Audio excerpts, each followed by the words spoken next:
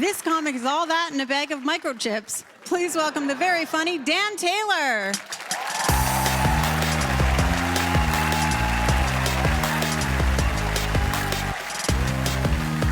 Thank you, thank you, thank you. I'm excited to be here.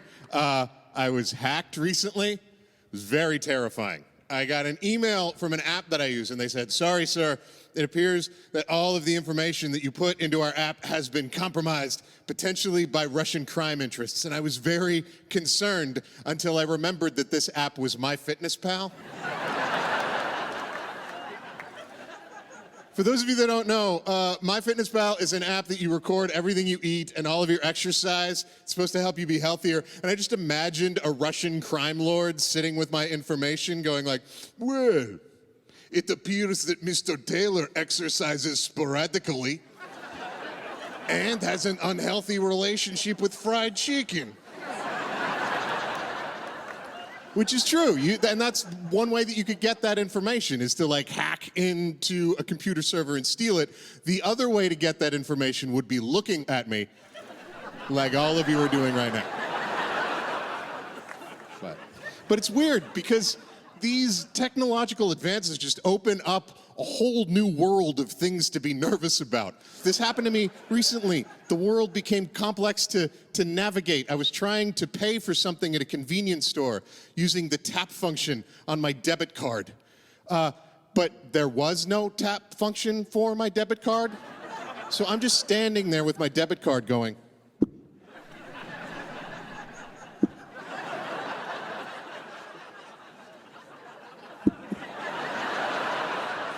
And then, because my brain is really smart, it's like, oh, you should just press harder.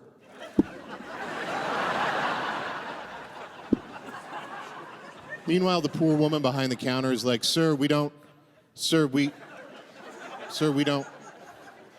You'll figure it out. But it makes it a complex world in which to live. Everything is designed around us now to make us feel like we're the center of the universe. Right? Like, I can order food and get exactly what I want in minutes. I can have advertisements that are geared to exactly what I want. So I'm constantly walking through the world thinking that everything is happening to me and at me. It's a terrible way to operate in the world. And the internet has started to choose who we date for us, which makes me nervous. Because, like, I'm old enough to remember when internet dating was weird, right?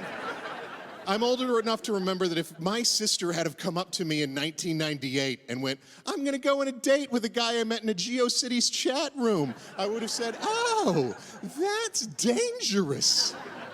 Please take this pager so we can find you later." And eHarmony, I think they're lying to us too, because eHarmony says that they're gonna hook you up with your partner on 42 levels of compatibility. 42 levels of compatibility. I've been married for 1,000 years. There are days we're lucky if we've got 2.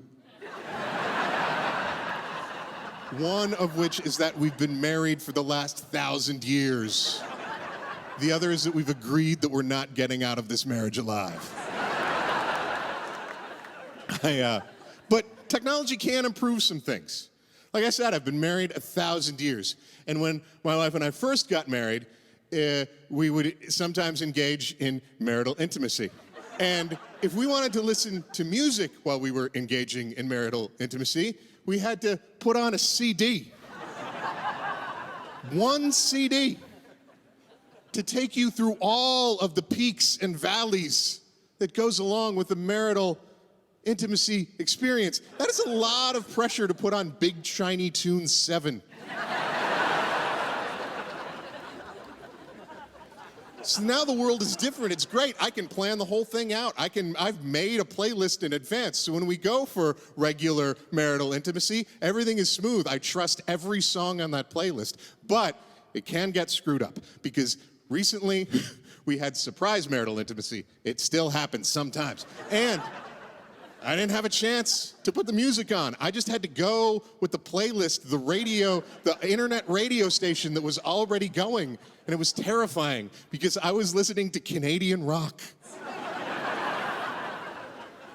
It started off fine. It was Blue Rodeo's 5 Days in May. It's It's a long song. It's a romantic song, mid-tempo. Takes us about 7 minutes in. It was great. We were doing okay. Second song, Playing with Fire here. Now it's Sarah McLachlan. We're still in a good place. Third song, Jan Arden. By this time, I'm like, this phone is a genius. This phone knows everything about us. It's been tracking us on our Fitbit. It knows everything about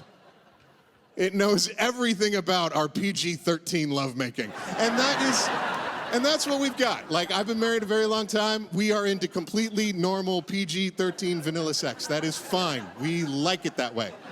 Our sex life is so tame that you could broadcast it on CBC television at 9:30 p.m. and no one would notice. It would just be like, did we get the Quebec feed early?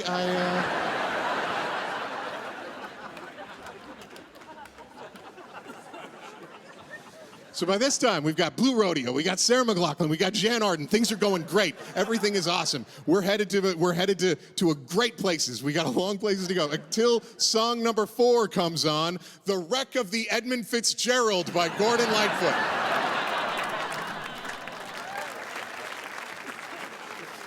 Now, I, like many of you in this room, am a big fan of the song about the great lake they call Gitche Gumee. And there are times and places when I want to be reminded of this tragic death of 29 sailors, but not right now. My name is Dan Taylor. You guys have been awesome. Thanks so much. Have a good night.